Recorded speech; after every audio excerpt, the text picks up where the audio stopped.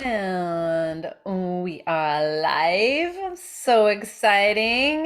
Facebook family and all those tuning in via YouTube and Podbean podcasts. This is Amanda Elo'esh, your quicker waker upper. And you are tuning in to Inalienable Sovereignty Conversations for Elevation. And I am so excited to be tuning in with Dr. Vivien Monroe, who I've been in community with for quite a while, but it's been a while since we got Yeah, to really drop in, and this is a good way to do it. Welcome, Dr. Vivien. thank you. I am so excited about today's conversation about connecting with you. You're always so heart-centered and Mm. you just transmit a wisdom that is a delight to bask in. So I'm Oh, really excited to be here oh, connecting thank you with so you. much. Well, that is definitely one of my intentions. So I'm glad that I'm glad that you're feeling the love. I'm Yes. definitely feeling it towards you. And maybe you could share a little bit about yourself with anyone who's tuning in that doesn't know you, who Of you course. are, what you're up to in the world. Okay, I'd be happy to. Hi, I'm Dr. Vivien Monroe. I am an author, an educator, a priestess, a channel. I have a master's in women's spirituality and a PhD in philosophy and religion with a concentration in women's spirituality. And I am absolutely passionate about that, about conversations with the divine feminine, about empowering the feminine through spirituality. Oh, So, yeah, this is my jam. nice. So much alignment. So Yeah. anybody who knows me knows this is like right up, we're right up the same alley together. And I just got chills as you were sharing all about it. And I like to ask this question first about, what does inalienable sovereignty mean to you? And before I forget, I also am super curious because I have a feeling they are tied together. What started you on this path of religion, spirituality, women's stud, sacred feminine? What started you on that path? And yeah, what is inalienable sovereignty to you? Wonderful questions and just so big. Can Yeah, go I on know. for hours. So for me, sovereignty is the ability to govern oneself, and inalienable is you can't take that away. So Yes. for me, the strongest way that inalienable sovereignty shows up is my interior, my beliefs, Oh. my practices, my experience of the world, how I show up. All of that, no one can dictate, no one can control, no one can take away. Like Mm. that is inalienable. That's right. So that's how I embody that in my Hmm. life, and I try to embody that in ever growing circles. So it starts deep within and then works out in all the different ways that I can express and own my sovereignty, and one of which is through my entrepreneurship. And how I got down this path, it was, you could say, it was my quest for inalienable sovereignty with my spiritual life. I Hmm. could not tolerate being told what to believe, what to think, what my values should be, how I should behave, how I shouldn't behave, how I'm going to be judged. Like, no, no, just no. Like, there's no sovereignty there for me. Hmm. So I began down this path of, okay, well, then what is my experience? What do I want my experience to be? What aligns with me? Like, what do I actually value? What do Yeah. I believe in? And I'm really passionate about women's empowerment. And so I discovered this whole area of, I guess you could say, feminist spirituality and uncovering the divine feminine and feminine ways of being and interacting and experiencing, because it's the feminine way of connecting with the divine. is different from the masculine way. And Mm-hmm. one is not better or worse than the Mm-hmm. other. But primarily, when I've grown up, all I've been shown is masculine Yeah. ways of connecting, of relating, of masculine forms of the divine. Yeah. And so it completely leaves me out of the question Yeah. as a feminine being, as Yeah. someone who identifies as female and feminine. So that was a huge gaping hole in my life that Mm-hmm. my studies and my journey with women's spirituality has just fed me and nourished me Mm. on so many ways. That's beautiful. And you kind of already alluded to it, but I was thinking, there must have been some kind of what was going on in your life that was telling you you had to feel it and think and be a certain way that felt so challenging for you. Well, I spent decades trying to be pretty, polite, and pleasing, take care of everyone else, make sure everyone else was happy, Mm-hmm. and trying to control other people's experience of me. That I wanted Mm-hmm. other people to think that I was safe, that I was kind, that I was friendly, that I was approachable, that I was helpful, that I like all those things. And that constant pressure that I put myself under, the constant hustle of how do I show up for each person in a different way in which they will experience me as the most helpful and wonderful person in their life that gives them the most Yeah. support. Yeah. And in that process, I lost myself and I Mm-hmm. spiraled into clinical depression, Mm, into massive anxiety, into mm, completely losing my identity mm, and really feeling despondent from life. mm. Just, I can't, Yeah. it was like my identity was Teflon, and every time I tried to grab for it, I just slid off Uh, of just this, who am I? yeah. And how can I liberate myself, free myself from Yeah. needing permission from Mm, everyone else to mm-hmm. be me? I'm sure there are a lot of people that can relate to that experience. And so when you hit that moment of like, wow, or not necessarily moment, it was probably a span of time, but Yeah. it was like, wow, I just like everything's crashing in. What was it? What was the spark that kind of shifted for you? Like, what was the little, Mhm. The the biggest spark for me was when I learned about the goddess Lilith. So she was just popping Lilith, in. I'm like, your Lilith got pushed and prodded until she just exploded yes, out. yes. For people who don't know, Lilith is known as the first woman before Eve, Adam's first wife, who pushed back against Adam dominating and being number one and said, I am your equal and I will be treated equally. And in the specific instance, we were talking about sexually, like, I want my turn on top. And Adam was like, no, like I'm in charge. And Lilith said, no.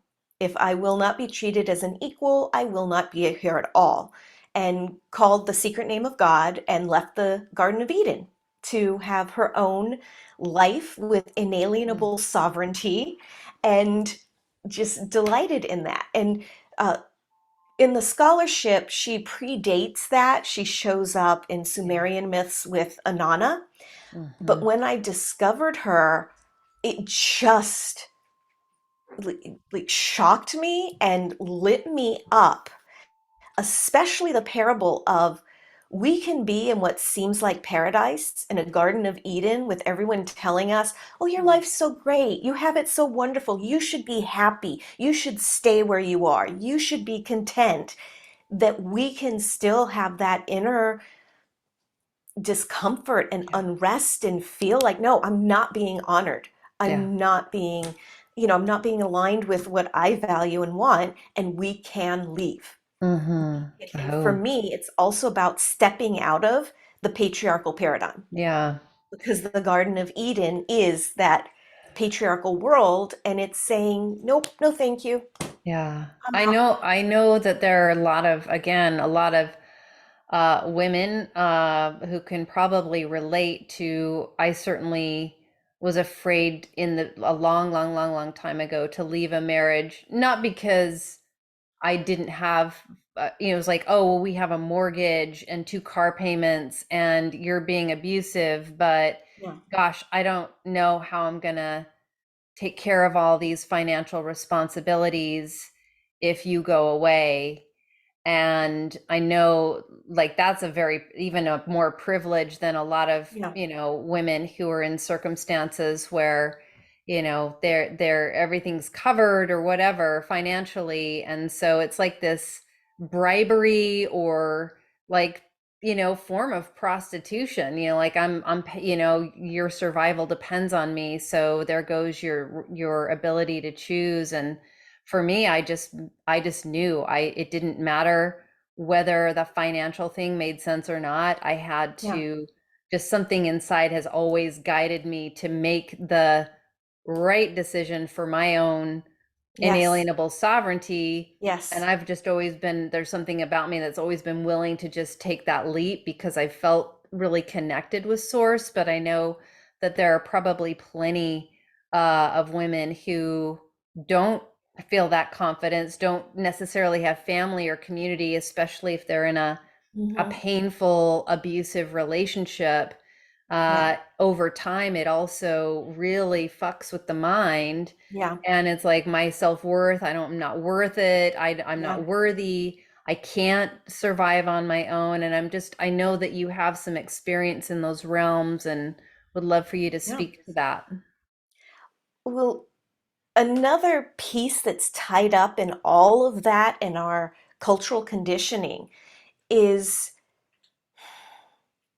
recognizing that I don't have to explain, justify, or ask permission for what makes me happy.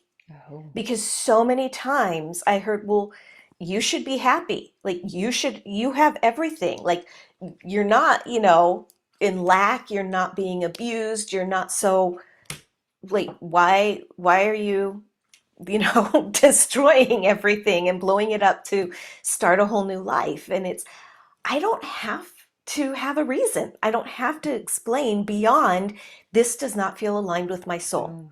When I Mhm. am dying from the inside out because I have no passion, I have no connection or motivation for my own life, Yeah. like that's enough. That's enough for me to say, like, I don't care if you think this is a fabulous, situation or privilege. It's it's not for me. And Mhm. so that's also an important part because I talked myself out of it because I didn't think I was suffering enough. Mm. Well, I have all my needs met. Yeah. I have great privilege in my life in so many levels and ways. Mm. And so I have no right to be unhappy. I have Mm. no right to be dissatisfied. So I should just, deal with it. Mm. And it was a huge process to say, you know what? If it's okay for me to want to be happy and to create a life in which I am not just happy, but I thrive. Yeah. And that looks different for every person. Oh. Yeah. One thing that's just coming through, I want to share as a channel. This message came through a while ago, and it just keeps coming through to share. Because I grew up Mormon, and that's Christian, and taught about Jesus, and taught about I thought I needed to be just like Jesus, and be the martyr and put my own sacrifice my own needs, my own happiness, my own well-being, again, like you, just like I need to really shove myself. And as a woman, like I don't have any power either, even though Yeah. I knew there was this powerful connection with source that was ineffable and beautiful. It was like there's no place for me to share that gift. There's because I don't get the privilege of the priesthood, Hmm. or the priest. There was no priestesshood. And so I'm like, oh, I just lost the lottery, the gender lottery, and so I've just got to, make do. But this message came through to help me because I had super low self-esteem and like everybody must be better than me. I've got to treat everybody, you know, be that martyr. And the message that came through is, Amanda, you are sacred. Your life is sacred, and you need to honor the one life that you've been given to take care of Yeah. first, so that, because we are, I'm a fractal, I'm a little tiny fractal reflection, and as I tune up and brighten up and care for my life in a really sacred way, it has this powerful impact. And took a whole year off last year to do my own spiritual work, to really Yeah. remember that from the inside out. And it was hard because I'm a Yeah. doer. It's just in my, I like to do, I like to take care of people, I like to help. Um, but it was so helpful. And it was like, that invitation is for everybody. Your life is Yes. sacred, and honoring it, creating, letting yourself really honor that beyond the practicalities or the shoulds is Yeah. important. Yeah. Absolutely. And I believe that our personal growth and expansion of happiness is contributing to the evolution and growth of all that Absolutely. is, and is an extension of Mm, divine source, absolutely. experiencing everything through my particular lens, through my particular body, through my particular circumstance. And Mhm. so why wouldn't I give the best experience, the most expansive? Why wouldn't I find my joy here in order to contribute to the ongoing evolution of all existence? Aho. Aho. Yeah. Yeah. And Yeah. when you were talking about how you had this I don't know, understanding that you needed to sacrifice, for me, again, like going back to all these goddesses and the stories, they don't compromise. They do not compromise themselves. They do not compromise their value. They do.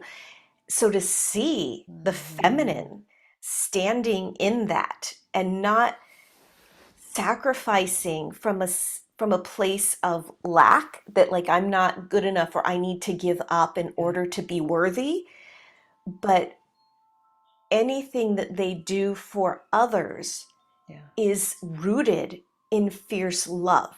Aho. And so they are Beautiful. not compromising. I They're love that. not sacrificing in the way that we are taught. And Aho. that's another piece that I love that supports my inalienable sovereignty, Oh. Mhm. is not compromising. And that doesn't Yeah. mean not finding, not finding companionship and agreement and sharing with other people. Sure. Sure, That's there's the not what I'm greater referring to. good that we know, like, oh, well, this is inconvenient, but it actually serves a greater good that I'm a part Mhm. of. So it's an Yeah. investment in something that's, you know, gonna be beneficial. That's different Yes. than Yeah. self-sac. I'm gonna treat myself like crap to be Right. nice to somebody else. There's like, Yeah. kindness is different than nice. Yeah. Kindness needs to include self. Yeah. Exactly. Yeah. Well, it brings up a couple things. One is just an affirmation. So, our nonprofit, Living Wisdom, our whole mission is to create safe and sacred spaces Mhm. for our diverse community to learn, heal, and grow together, because I grew up being so outside the box, being such a different human, thinking, seeing, feeling differently, and knowing how important it is for everyone to be able to experience the safety and of being able to be their authentic selves. Mhm. Because even if it rubs other people the wrong way or they don't agree, in diversity we thrive, in the Yeah. environment, and we know in community it's those all, getting a lot of different cultures and ideas that wouldn't necessarily match up, but getting them all engaging in a way that feels safe Yes. and creative is how everything thrives, from little tiny communities of insects all the way out, to the galaxy. Yes. And that just feels really important, and curious what your take is or experience is with that. Yes. Like a full-bodied yes to everything you say. Mm, And oh, we need that. We need the inclusivity. We need to bring in the diversity because the compartmentalization, the separation, the, I don't know, grouping of all the same is not yeah. life affirming in my experience. Oh. And yeah, like in its time, like we need it, and we need community for our mental health, our emotional health, our social well-being, our like in all the ways. And Yeah. being, shut down and locked in for the last couple of years, I think has really shown the Mhm. importance of community. Oh. We cannot live without each other. As Yeah. much as we might want to, and as much as we might rub up against each other in some uncomfortable ways, it's growth is not always comfortable. Mhm. Healing is not comfortable. Mhm. When a wound heals, like it can get to a place of just complete itching and annoyance and burning, but it's still healing. Mhm. And yeah, we need that community. And Mhm. I thank you and honor you for being a leader and creating Mhm. a community that honors all expressions of beings, that Mhm. honors everyone's wisdom and Mhm. experience, and brings them together in love, in safety, in curiosity, Thank and you. in partnership. Thank you. What you've done is beautiful. Thank you. Well, it just always feels good, Yeah. like growing up Mormon, like the cookie cutter thing, like, that's the structure, it's the masculine, and without the wild, the holy unknown, which is the feminine, it kills life. Yeah. And I just needed it. And anytime I was in an environment where I could look around me, like, oh, there's a bunch of different people around, unusual languages and dress styles and expressions. There's something in me that just would naturally feel more at home. The more homogenous things were, the stranger and weirder and uncomfortable it felt. So it's Yeah. really a selfish, like at this, and then just, knowing like this is actually what makes all life thrive. So I'm Right. just, working at creating that in my life, from a selfish, sacred selfishness on out. But I'm But what's curious. wrong with that? Nothing, What's wrong nothing at with all. being self-centered? Like, yeah, we get so programmed that no, you Right. can't be selfish. You have to put everyone else first. Right.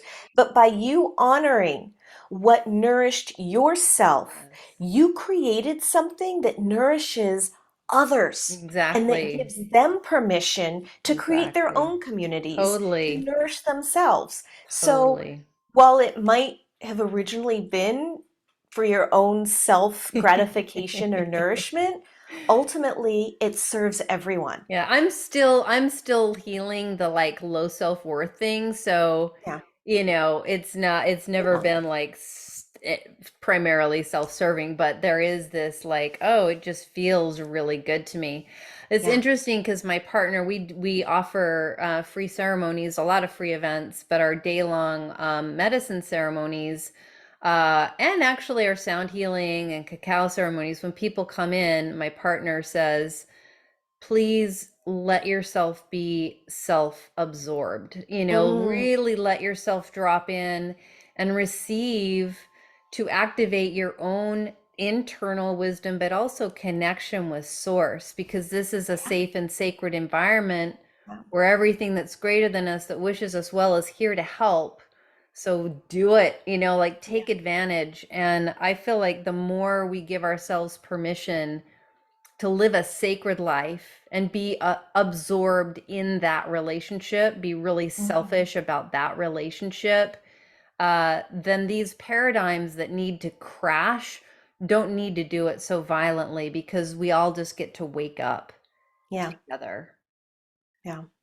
I'm curious, I've been wanting to ask, and I know we're kind of coming to a place of landing the plane, possibly, but a book that I just finished reading that is so great, The Immortality Key. I'm curious if you're aware Ooh, of it. I am not, but it is now being added to my list. Okay, well, I'll just share a little bit about it. Brian Muraresku, I'm not sure if I'm saying that name right, but he authored it. He wrote that book. He may have already stepped into working with psychedelics, but he had never worked with psychedelics when he wrote that book. And it's the history of, like, psychedelics basically, and looking at the original Eucharist. Now that Mm, he did a lot of work and a lot of anthropology and archaeological. Now they're going back with new technology and looking at these sacred sites where they have these sacramental cups, and they've found the Kaikion, they've found evidence that the original Eucharist was actually an LSD-like psychedelic. mm, And not only that, but and in the basement, or the underground chambers of the Vatican, and a lot of texts that have kind of been hidden, some of them, very hidden, that actually the women were mhm. the creators, the servers, and the facilitators of these sacred sacraments, which, Yes. but then the Romans came in. The Romans came in and put an end to all of that, uh, communion, that sacred communion, Yeah. and an end to the feminine, uh, empowered way of supporting spirituality. And I just think it's really amazing how the sacred feminine has been Yeah. on the rise, and now psychedelics, aka Yeah. entheogens, sacred Yeah. sacraments, are on the rise. And it just feels like this beautiful renaissance is happening. Yeah. Yeah, and you can find that across cultures from ancient times, like the Eleusinian mysteries in Greece, Yeah. went on for more than 1,000 years.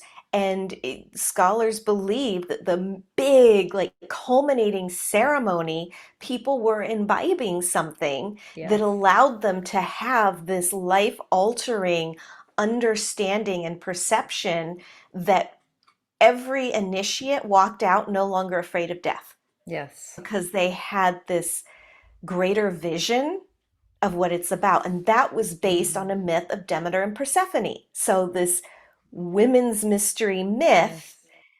bringing in, yes, these sacred sacraments for, yeah, spiritual growth and development. And Mm. look, in shamanism, Yeah. there's that. And there's so many traditions where that is brought in responsibly and in a sacred way with the right intention, Yes. container, and Yeah. engagement. Yeah, it was treated in a safe and sacred way. Yeah. Then, as it started to emerge in the 60s, and people started waking up and writing about it, the government's like, "Uh-oh, Yeah. let's shut that down." And a lot of, then it went underground, and then, it did become kind of dangerous because people were now aware, but having to hide and do it on their own. And now it's emerging again, and we do need those safe and sacred opportunities to explore. Uh, and it's so beautiful, the sacred feminine. and this access to these other realms. So I feel like, um, there are these affirmations people make. We make these affirmations, Mhm. but why isn't it working? And I explored that. It's because, if we don't have access to our full selves, because we're multidimensional beings, we have more than five and even six senses, but Mhm. there's a lot in, our culture generationally for thousands of years that's been since the Roman, like, let's dumb it Yeah, down, let's control and make it yeah, predictable, and like let's not let people be aware of their actual power. We don't really know how much we're actually doing right. to impact the world around us. And Yeah, these altering substances in a safe and sacred space helps us to be able to access more of ourselves yeah, and act in that way. And so then those affirmations that, like, I am healthy, I am part of the one, yeah. then it makes a difference. But if we're disconnected, then it's having an impact, but it's not a conscious impact. Right. And in those systems, the divine is placed outside of us. It's placed as separate, as Yes. something that's, we can't access or that's judging us or that we have to be good enough to connect with. And the alternative is the finding it within, Wow. is the recognizing there is no separation. The whole consciousness is everywhere. It's a self-aware universe that we are embedded within the divine, and the divine is embedded with us. There is no separation. Hmm. And rediscovering our connection, which then gives us permission to recognize the truth in the affirmations, to recognize our value, our power, our inalienable sovereignty within the divine. Oh, I love that. That's a good thing to end it on. And also just, the importance of archetypes and the sacred feminine to help Yeah, us to remember that. And it's also indigenous mind. yeah, And it's what the plants also, they know we're all yeah. interrelated. This has been so lovely. I know that you have incredible scholarship and you have a mystery school, Hmm. and you help people to deepen into their connection with the sacred feminine. Hmm. And how can people, like, is there anything coming up? And is there any ways that people can connect with you, get a little more goodness from you, Dr. Vivien? Yes, absolutely. So I have founded a women's mystery school, and that can be found at womensmysteryschool.org. And there's a free level of membership that will always be free, where people can access an oracular chamber, a meditation chamber, um, access to recorded workshops and webinars. There's lots of goodies in there, and a special marketplace with other magical vendors. And Beautiful. then there's an intimate inner container called the Inner Sanctum, which is a monthly membership, and that is building community, that is direct interaction. And every month there's curriculum released, because each year we're moving through the cycles of the women's mysteries. So in spring, we talk about the birth mysteries. Then we move into the sex mysteries, the blood mysteries, and the death mysteries. So we spend 3 months in Beautiful. each, just diving in and rediscovering the teachings and integrating it to contribute to our own growth, empowerment, and what I like to say, spiritual liberation, breaking out Beautiful. of those boxes and containers that others dictate to us. Beautiful. I typed it in on Facebook, but anybody listening in, it's womensmysteryschool.org. Yes. Check it out. Thank you again so much for being with us. I can't wait for more with you. And Yes. tune in, everybody. We're going to continue these conversations Inalienable Yeah. Sovereignty, Conversations for Elevation, every Wednesday at 11:30 a.m. Pacific. And until we get to connect again, be well and may the source be with you.